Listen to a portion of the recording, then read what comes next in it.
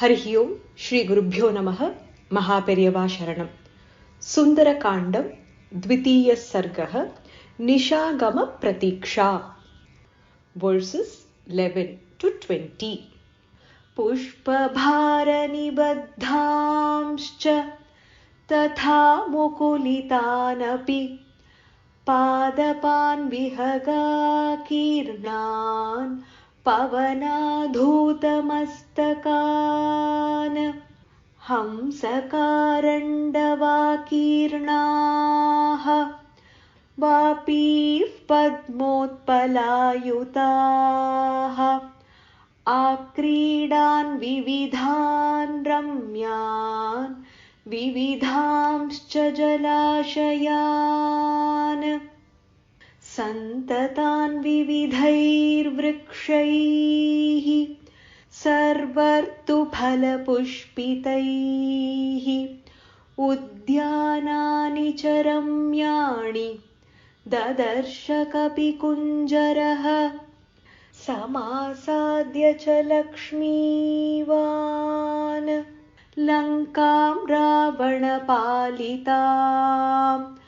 परिखाभिः सपद्माभिः सोत्पलाभिरलङ्कृताम् सीतापहरणार्थेन रावणेन सुरक्षिताम् समन्ताद्विचरद्भिश्च राक्षसैरुग्रधन्विभिः काञ्चनेनावृतां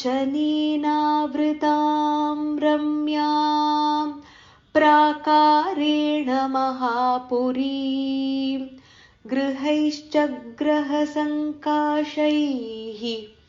शारदाम्बुदसन्निभैः पाण्डराभिः प्रतोलीभिः उच्चाभिरभिसंवृताम् अट्टालकशताकीर्णां पताकाध्वजमालिनीं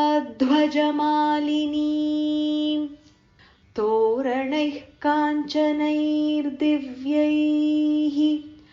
लतापङ्क्तिविचित्रितैः ददर्श हनुमान् लङ्कां दिवि देवपुरीमिव गिरिमूर्ध्नि स्थितां लङ्कां पाण्डुरैर्भवनैः शुभैः ददर्श स कपिश्रेष्ठः पुरमाकाशगं यथा पालितां राक्षसेन्द्रेण निर्मितां विश्वकर्मणा प्लवमानामिवाकाशे